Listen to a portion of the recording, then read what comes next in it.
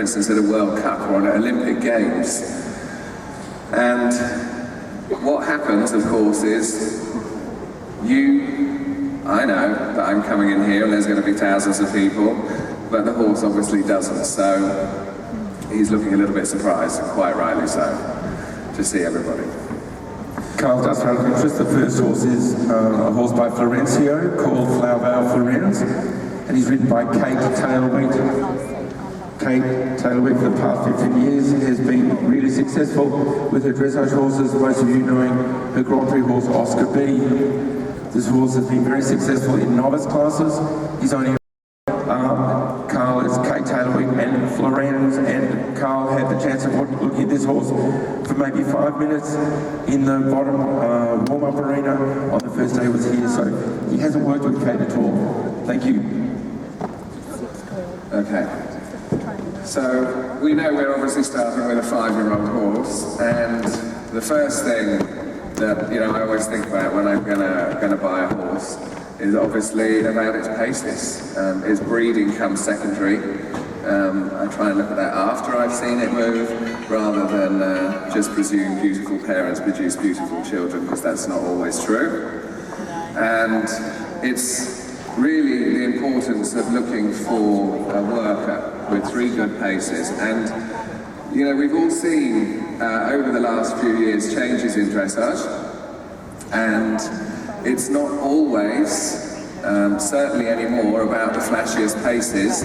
We have to think about the trainability and the rideability, and if you're going to buy a horse that has an amazing and flamboyant and expressive trot at 5 years old, imagine how difficult that's going to be to really think about keeping it sound for most of its career, especially when we want to see competitive dressage horses, going well into their teens. So it's important to find a horse that's an easy mover, and really this horse is an easy mover, where we can certainly see one thing he has, which is the first part of the scale of the training, is he has his rhythm. And as he trots round, we can see that metronome works absolutely perfectly in the trot. He has a very regular rhythm, and now we're going to see perhaps another canter, Kate, for us, so we can just look at the canter. So at the moment, and I quite understand why you're doing it, she's riding quite forward, just trying to get him around the arena, just direct him about a little bit. And the one thing that I want to work on, which I would be working on, is where we get this horse to put his head and neck. Because at the moment, he's a little bit behind the bridle, and that's obviously due to the fact that Kate quite rightly is thinking of safety first.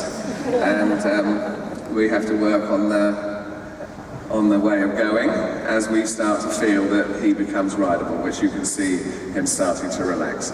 So is this a good canter? We've got a good trot, we've got a good rhythmical trot, and we can see the canter here. Yes, it is a good 3-beat rhythm, and he is clean in that. So remember, always, let's go on the right rein as well, okay? Always remember, when you're looking at a horse to buy, that you do see it on both reins. Because very often, they can be better on one side than the other, and even a horse with a really good canter on the left might have not quite the canter you're looking for on the right. So again, we look at both sides. And does he have a good canter on the right side?